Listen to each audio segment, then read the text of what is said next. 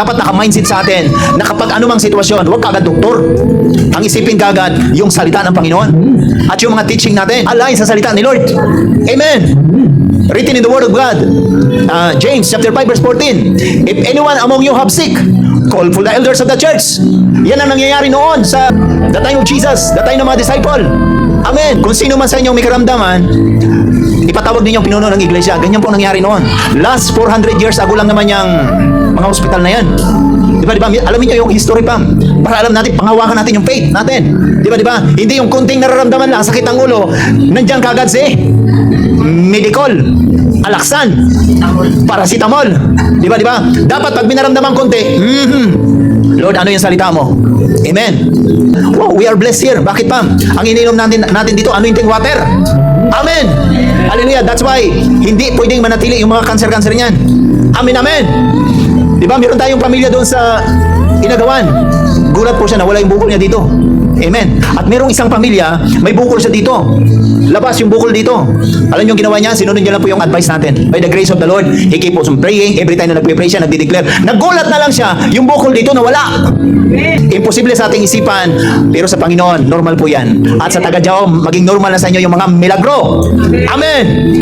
Maraming mga anak ng Panginoon hindi activate yung call. Bakit, Pam? Okay, sabi dyan sa 1 King chapter 19 verse 11, sinare natin last time, verse 20. Last time ang topic natin is about activate the call. Naniniwala tayo kay Kristo. Okay, that's why ang mission ng Diyaom is to save the lost and strengthen the weak. Sino yung lost na yan? Yung mga unbeliever. Maraming unbeliever? Yes or no? Yes. That's why hindi mo kagad mawiwin sila kung hindi renewed yung mind mo. That's why in these last days, it's a battle of principle. Amen. Sino naman yung weak? Tayo, minsan nangihina. Si pastor, minsan nangihina. Either we like it or not, kayo nakaupo dyan. Minsan pinanghihinaan din.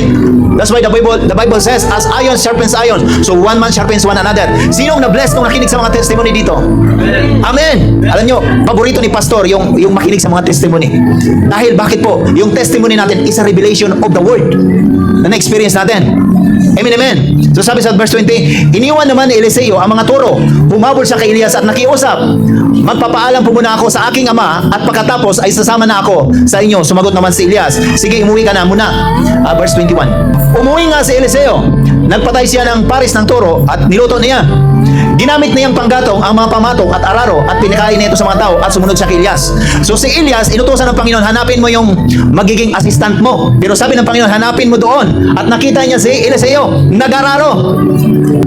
Kaya ang ginawa ni Elias, tinanggal niya yung balabal niya at nilagay kay Eliseo. Nilagay niya ganyan. Tapos, hindi binalik ha, nilagay tayo. Nilagay niya. Tapos sinabol niya si Eliseo. Sandali lang, susunod ako sa iyo. Pero bago ako susunod, uwi muna ako sa amin. Magpapaalam ako. Grabe ang sipag ni Eliseo. 12? Kaya niyo yun? Di ba nag-aararo siya, 12 duro? Minsan di ganyan tayong sitwasyon eh.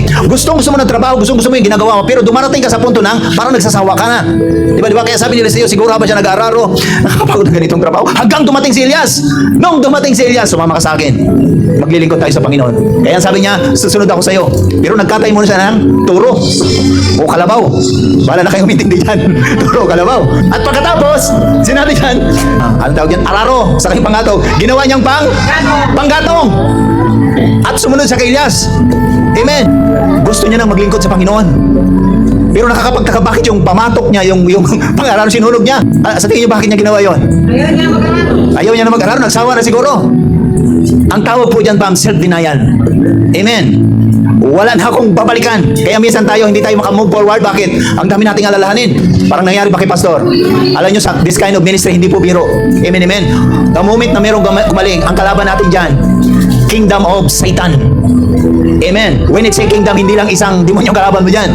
That's why in this kind of ministry, the enemy are exposing. Kaya the moment sinabi ni Pastor, sabi ko, Lord, ayoko nang balikan yung nangyayari sa akin before eh. Pero the moment nakikita ko itong mga pamilya, kayo po, Pam, yung mga testimony nyo, gumagaling, lumalakas, yan ang nagiging inner man strength ni Pastor. Amen. Kaya huwag nyong ipagkaila yung testimony nyo. Amen, amen. Self-denial. Amen. Sinong gustong maging fruitful in these last days? Na kahit nasa opisina ka, pwede kang gamitin ng Panginoon. Na kahit may negosyo ka, pwede kang gamitin ng Panginoon. Yan ang gusto ng Panginoon in these last days. Hallelujah. Na ang lahat ng bawat isa sa atin, maging kagamit-gamit sa kanyang kingdom. Meron sa government, meron sa business sector. Hindi ka man makapreach sa pulpit, pero I tell you pa, yung mga tao na sa paligid mo, hinihintay lang na ikaw mag-activate. Because God will use you dahil yung kilala nyo, hindi ko naman kilala yan. Diba? That's why in this kingdom, tulungan tayo. Palakpakan natin ang Diyos sa buhay. Hallelujah.